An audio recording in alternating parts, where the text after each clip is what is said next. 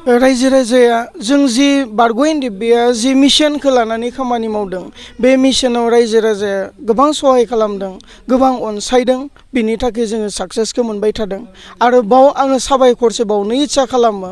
दिनै जाय उन्दै उन्दै गथ'फोर जायफोरा कलेज फरायहांदों जायफोरा आन्डार 18 आन्डार 20 जाय गथ'फ्रा भैरबकुन्दफोर बायदि बा बबेबा पिकनिक स्पटफोरावहा थांनानै जाय गथ'फ्रा जौ लोंहैयोमोन गान्जा सोबहैयोमोन ड्राग्स लाहैयोमोन बै गथ'फ्रा दिनै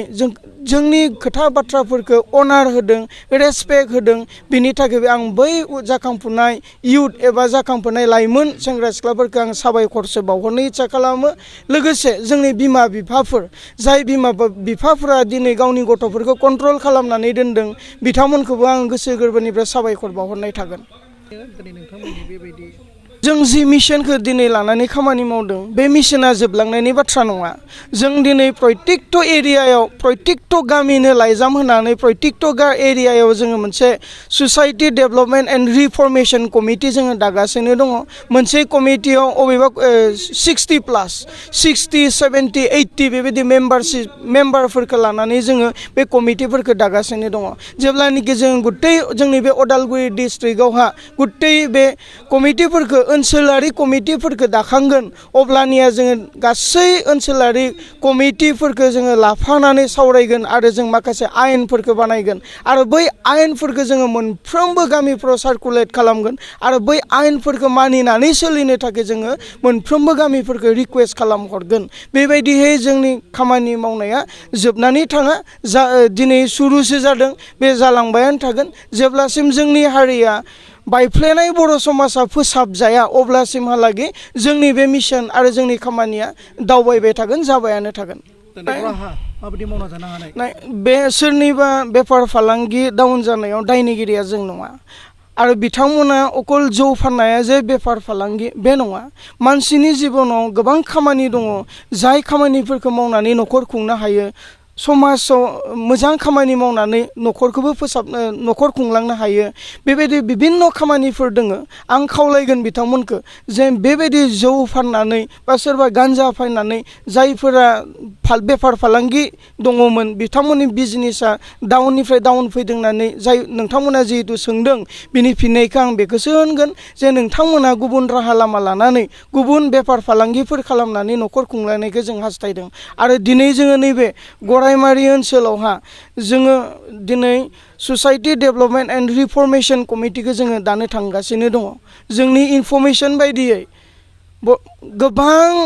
बे ओनसोलावहा जों भुटाननिफ्राय आरो अरुणाचलनिफ्राय गान्जा फालांगि खालामग्रा भुटान आरो अरुणाचलनिफ्राय गान्जा लाबोग्रा व्यक्तिफोर दङ बिथांमोनखौ जोङो साबधान बानि होनो इच्छा खालामो बावैसोनि समनि गेजेरावनो जोङो रायजोनि सिग्रोमनाय रायजो राजाखौ लानानै जोङो सिग्रोमगोन बै सिग्रोमनाय समाव जुदि तथ्य मोनोब्ला बिथाङा रायजोनि पानिशबो मोनगोन बिनिखाय दानिफ्राय लानानै सांग्रां जाखानो थाखाय आरो गासै बेफोर बेफार फालांगिखौ नागारनानै समाजनि गनायजाथाव खामानि मावनो थाखाय आं खावलायहरगोन आरो मैयानि तारिखाव जोङो कुबेरालि ओनसोलाव 28टा गामिखौ लानानै जोङो ससाइटि डेभेलपमेन्ट एन्ड रिफर्मेशन कमिटिखौ दाफुंबाय आरो दिनैबो 22टा गामिफोरखौ लाफानानै गरायमारि ओनसोलाव जोङो बे कमिटिखौ दानो थांगासिनो दङ आसा खालामदों बे कमिटिफोरनि खामानि मावनायनि गेजेरजों आरो समाजा जोंखौ सहाय आरो हबगिता होनायनि गेजेरजों जों समाजखौ फोसाबलांनो हागोन होननानै आं मिजिंथिदों आं बेखौनो बुङो जे आं साबायखर बावदों दहायबो आं बुंदों जाय व्यक्तिफ्रा बारग' एनडिएफबिआ जि मिशनखौ लानानै खामानि मावदों बे मिशनखौ गोसो गोरबोजों आजावदों जोंखौ अनार होदों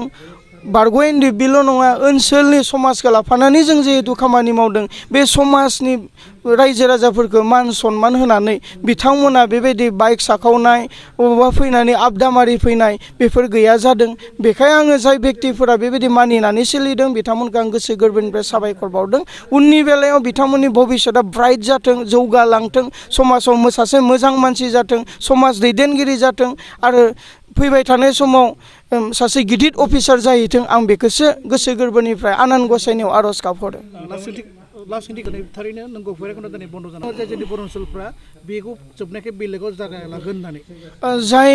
जोंनि ओनसोलाव जि रिजर्टफोर दोङो जि धाबाफोर दोङो आं खावलायगोन जे नोंथांमोना आन्डार 25 गथ'फोरनो जाहाथे जौ होआ सिगारेट होआ थांखु होआ आं बेखौ खावलायगोन आरो बेखौबो आं बुंगोन दिनै जाय व्यक्तिफोरा सिगारेट फानो थांखु फानो जौ फानो अन्नानै आङो खावलायगोन जे आन्डार 25 जाय गथ'फ्रा फरायफुबाय थादों जाय गथ'फोरनि